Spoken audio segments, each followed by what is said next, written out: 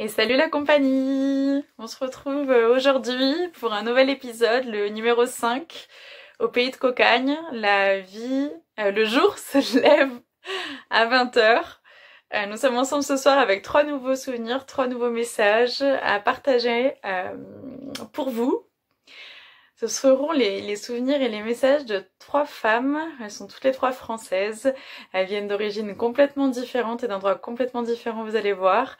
Et on va passer un nouveau moment ensemble et je suis contente de les partager avec vous. Je voulais encore vous dire merci pour vos encouragements, vos messages, vos sourires et tout ce que l'on partage ensemble depuis le départ.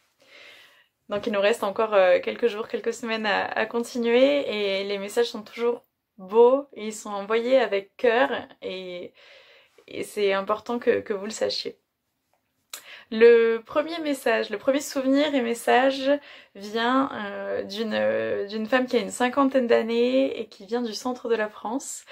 Le second message est d'une femme qui a une 30aine d'années et qui vient de région lyonnaise.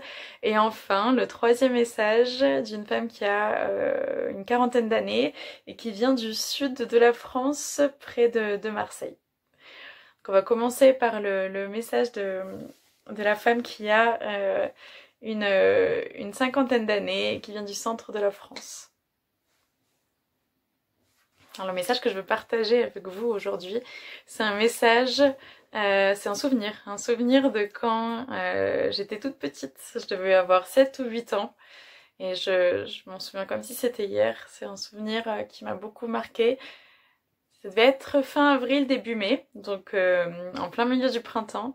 Et on avait l'habitude avec ma maman, on avait pour habitude d'aller dans le jardin chercher les fleurs à ce moment-là. Donc on avait un jardin derrière la maison.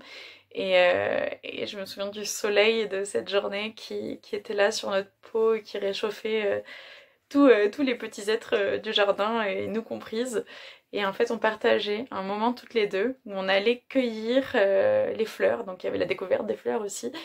Il y avait des iris, il y avait des enchères, il y avait des pivoines, des roses.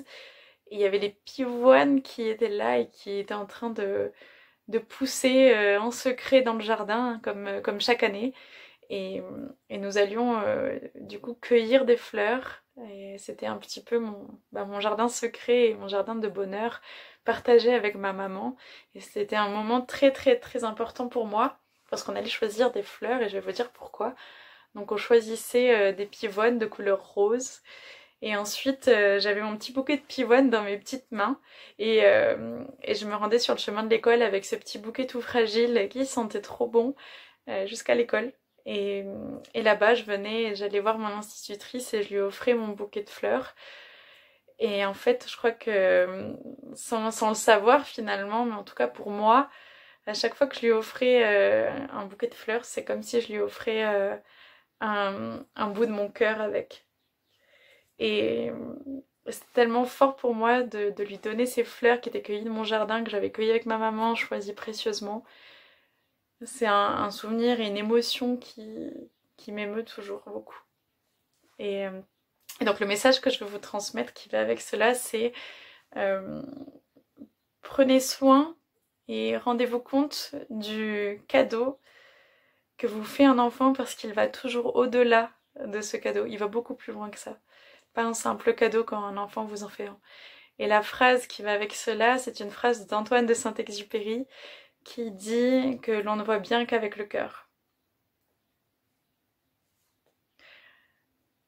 Maintenant, on va aller sur le second souvenir d'une femme qui a une 30aine d'années, qui vient de la région lyonnaise.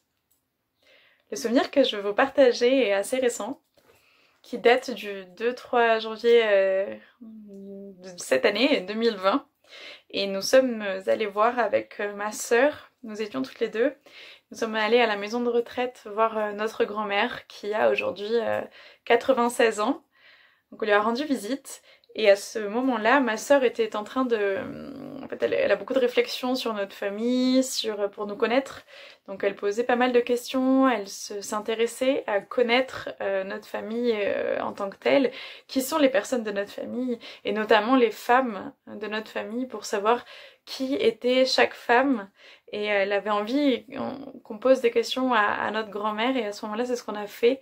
On s'est accordé le temps de ces questions, le temps de cette attention finalement, et de connaître vraiment qui était notre grand-mère, parce que finalement, on la connaît en tant que grand-mère.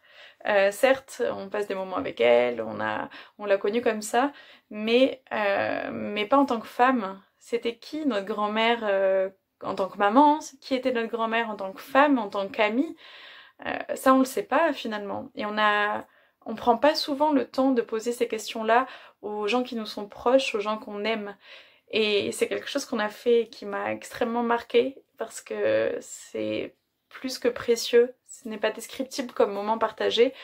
Donc on lui a posé ces questions, on a vécu un moment intense, on se regardait avec ma sœur et on savait que ce moment était particulier, qu'il était fort, qu'il était précieux.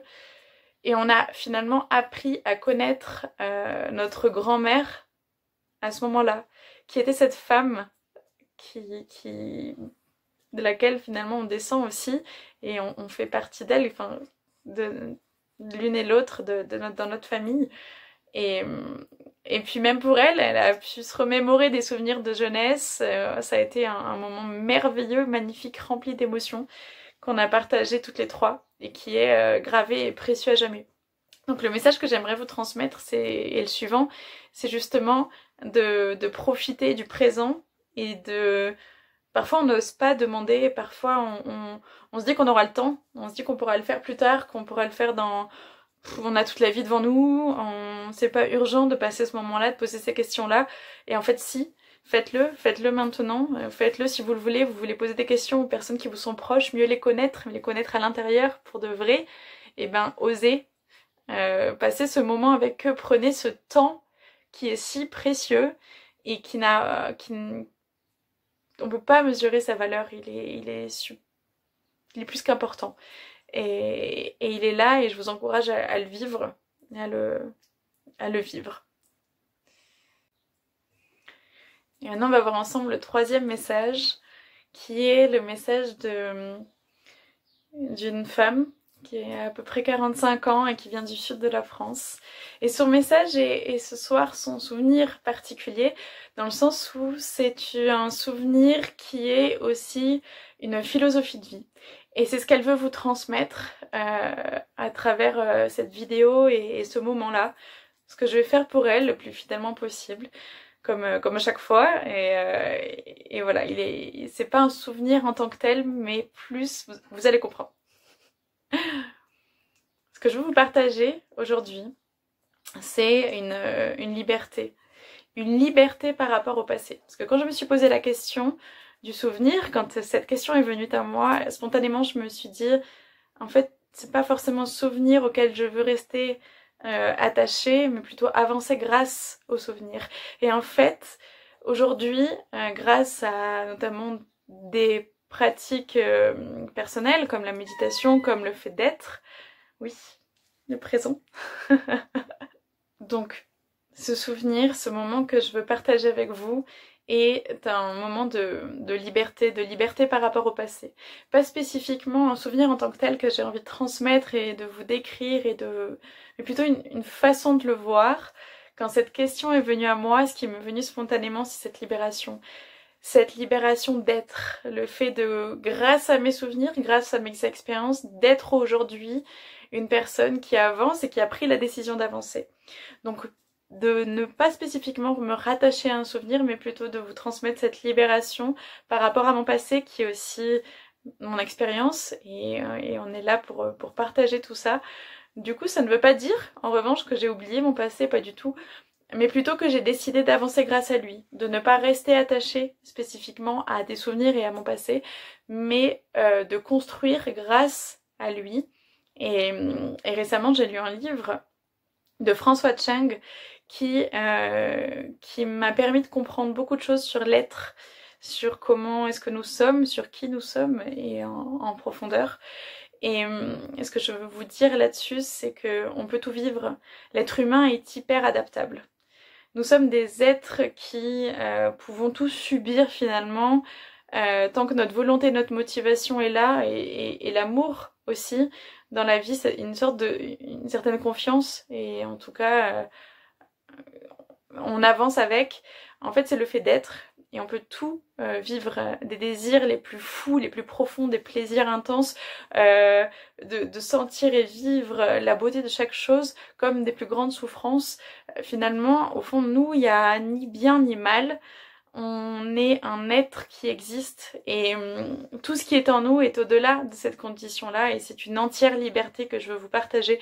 C'est une connexion entre tous les êtres humains, quelque chose qui est, point, à travers le temps et l'espace. Et le message que je veux vous transmettre, je vais vous le lire ce soir, parce que je voudrais être fidèle au message, qui est une citation de Vladi Stefanovic, et qui dit la chose suivante: pour vivre au présent, on n'a pas besoin d'espoir. La vie, c'est maintenant. Pour l'avenir, c'est trop tard. Le monde, c'est toi. L'humanité, c'est toi. La vie, c'est ta vie.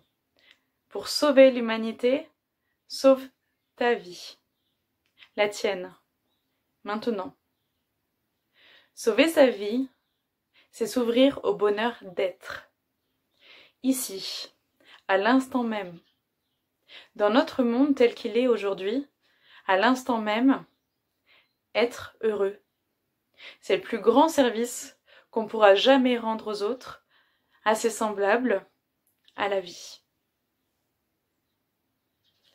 Merci à tous et à toutes.